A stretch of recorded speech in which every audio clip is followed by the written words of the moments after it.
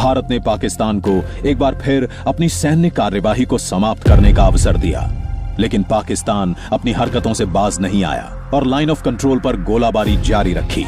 उसने भारतीय शहरों, हवाई अड्डों, सैन्य तैनाती और प्रतिष्ठानों पर हमले किए। एक बार फिर पाकिस्तान ने निर्दोष नागरिकों और उनकी संपत्ति को निशाना बनाया। शत्रु भारत को उकसाने का प्रयास कर रहा था, लेकिन भारत ने संयम बनाए रखा और संतुलित जवाब दिया। असंगठित पाकिस्तानी ड्रोन कश्मीर से गुजरात तक फैले भारत के सक्रिय एयर डिफेंस ग्रिड के सामने टिक नहीं सके और कोई खास नुकसान भी नहीं पहुंचा सके। भारत के एयर डिफेंस और एंटी ड्रोन सिस्टम ने उन्हें लगातार निशाना बनाया।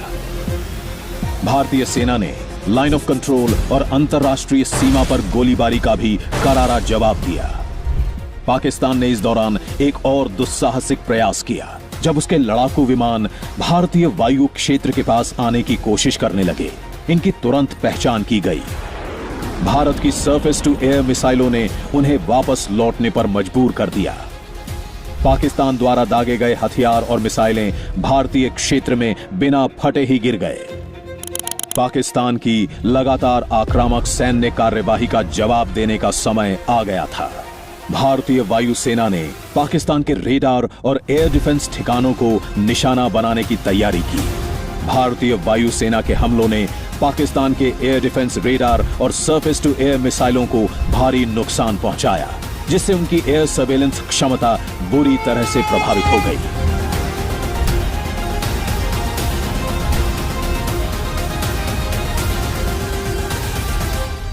पाकिस्तानी ड्रोन लगातार भारतीय वायु क्षेत्र का उल्लंघन करते रहे।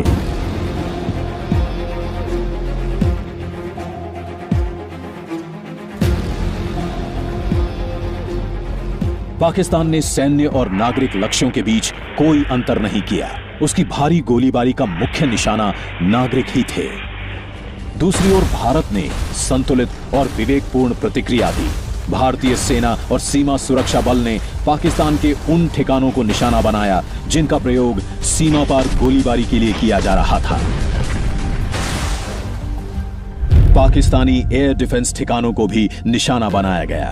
भारतीय रणनीति का उद्देश्य पाकिस्तान के वायु क्षेत्र में ऐसे मार्ग तैयार करना था जहां से प्रतिरोध न हो सके, ताकि जरूरत पड़ने पर भविष्य की सैन्य कार्यवाही में सहायता मिल सके। पाकिस्तान की सर्वेलेंस क्षमता के नुकसान ने उसकी युद्ध स्थिति का आकलन करने और प्रतिक्रिया देने की काबिलियत को कमजोर कर दिया।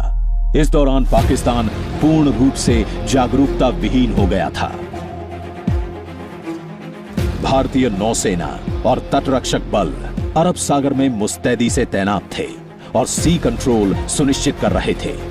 नौसेना के सर्वेलेंस विमान अंतरिक्ष संसाधनों और इंटेलिजेंस नेटवर्क के सहयोग से पाकिस्तान के बंदरगाहों पर लगातार निगरानी रखे हुए थे। भारत एक समन्वित इंटेलिजेंस ग्रिड के माध्यम से स्थिति पर नियंत्रण बनाए हुए था। पाकिस्तान लगातार झूठी जानकारी फैला रहा था, जिसे विश्व मीडिया द्वारा बार बार गलत साबित किया जा रहा था। इस बीच भारतीय इंटेलिजेंस एजेंसियों ने खुलासा किया कि पाकिस्तान भारत के खिलाफ ऑपरेशन बनियान अल मरसूस शुरू करने की योजना बना रहा था। भारत ने किसी भी एस्केलेशन की स्थिति में जवाबी कार्यवाही के लिए तैयारी शुरू कर दी। पाकिस्तान ने भारतीय वायुसेना के एयर बेसिस पर रॉकेट, ड्रोन और एयर टू सरफेस मिसाइलों से हमला किया। इन सभी को भारतीय एयर डिफेंस प्रणालियों ने सफलतापूर्वक निष्क्रिय कर दिया। भारतीय वायुसेना ने पाकिस्तान के महत्वपूर्ण ठिकानों पर जवाबी हमले किए, जिसके लिए प्रतिरोध रहित मार्ग पहले ही तैयार कर दिए गए थे। इस कार्यवाही के दौरान नूर खान, मुरीद, सरगोधा, रफीकी, रहीम यार खान, जकोबाबाद, सक्कर और भोलारी हवाई अड्डों को निशाना बनाया गया, क्योंकि इनका इस्तेमाल ऑपरेशन बनियान अल मरसूस के लिए किया जाने वाला था।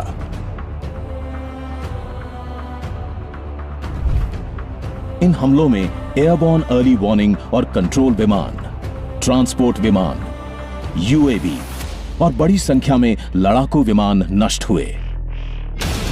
भारतीय वायुसेना के S-400 एयर डिफेंस सिस्टम ने 300 किलोमीटर से अधिक दूरी पर शत्रु के विमान को भी निशाना बनाया। ये हमले केवल टैक्टिकल प्रहार नहीं थे, बल्कि एक स्ट्रेटेजिक संदेश थे कि भारत के पास जवाब देने की पहुंच, इरादा और क्षमता तीनों है। बोलाड़ी एयरबेस पे ये 2 धमाके हुए हैं। वो ये सामने धमाका हुआ है। घर के ऊपर खड़ा हूँ, ये सामने अभी धमाका हुआ है, अभी।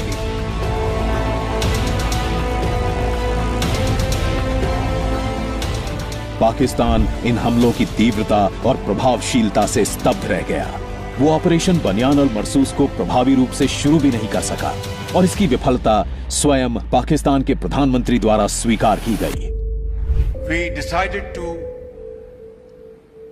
respond in a measured fashion to Indian aggression, but before that hour reached, India again launched missile attacks, BrahMos, and hit Pakistan's various provinces, including airport in Rawalpindi and other places. भारतीय सैन्य सफलता ने अंततः पाकिस्तान को अपने व्यवहार में सुधार करने के लिए मजबूर किया और उसने युद्ध विराम तथा बातचीत की इच्छा जताई।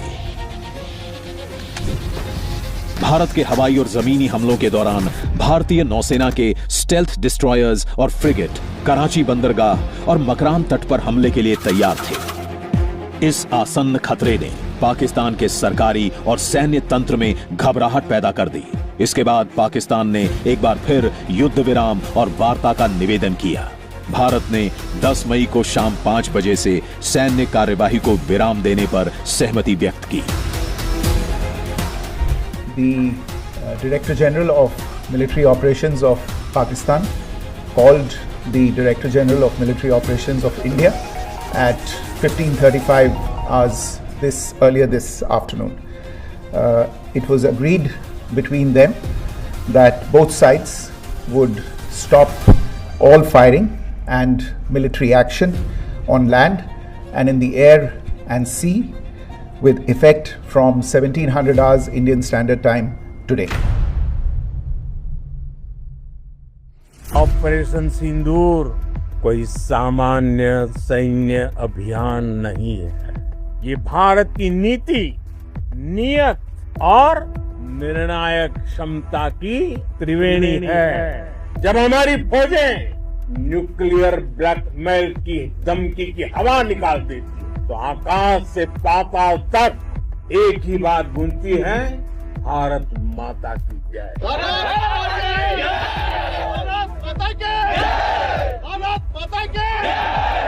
We sent a message that our actions were against terrorists and not the Pakistan forces. There was exceptional coordination between the Army, Navy, Air Force and intelligence wing throughout the operations. This is a demonstration of tri-service operational synergy. Bharat ने हमेशा तथ्यों पर विश्वास किया है, अतः media तथा अंतर्राष्ट्रीय समुदाय को सैन्य कार्यवाही तथा पाकिस्तान द्वारा की जा रही अनुचित गतिविधियों की जानकारी लगातार दी गई। इस बार हम आगे की कार्रवाई करेंगे और कुछ ऐसी कार्रवाई करेंगे कि हो सकता है पाकिस्तान को सोचना पड़े कि उसे इतिहास में, भूगोल में रहना है कि नहीं रहना। अगर उसे भूगोल में अपनी जगह बनानी है तो उसके लिए उसका देश जो टेररिज्म को स्पॉन्सर कर रहा है उसे रोकना पड़ेगा। The aggressive posturing and the immediate actions which we took, including deployment of carrier battle group in the northern Arabian Sea, forced the Pakistan Navy to remain either in their ports or airports or close to Makran coast. We were able to strike with precision, with minimal collateral, trying our best not to have any casualties from civilian side, and we were able to bring them to their knees in, actually speaking, one night of intensive operations. Operation Sindoor में भारत के स्वदेशी उपकरणों की सफलता ने भारत को रक्षा निर्माण के एक प्रमुख केंद्र के रूप में स्थापित किया है। इसके कारण भारत में निर्मित सैन्य उपकरणों के निर्यात में बड़े स्तर पर वृद्धि हुई है। Op Sindoor is different from all the wars India has fought up till now. The operation demonstrated the ability of Indian armed forces to conduct multi-domain operations, a capability created through jointness, integration, and capability building in the new domains of warfare. We dominated the enemy in all domains and dimensions of the conflict. Operation Sindoor also demonstrated superior situational awareness at every level of escalation. The battlefield transparency that the Indian forces achieved over each of its missions, their results, and what we denied to the enemy helped us to prevail on a winning note. Clear political directions, seamless coordination with other instruments of national power, and use of indigenous technologies and platforms helped us to achieve politico-military objectives identified for the conflict. A year on, Sindoor stands as a victory of facts over false narratives and professionalism over antagonism. When India decides, India delivers decisively, responsibly, and on its own terms.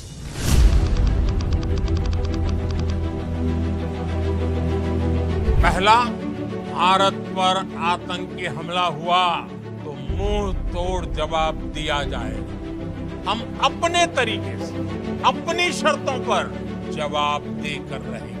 हर उस जगह जाकर कठोर कार्रवाई करेंगे जहां से आतंकी जड़ें निकलती हैं। दूसरा, कोई भी न्यूक्लियर ब्लैकमेल भारत नहीं सहेगा।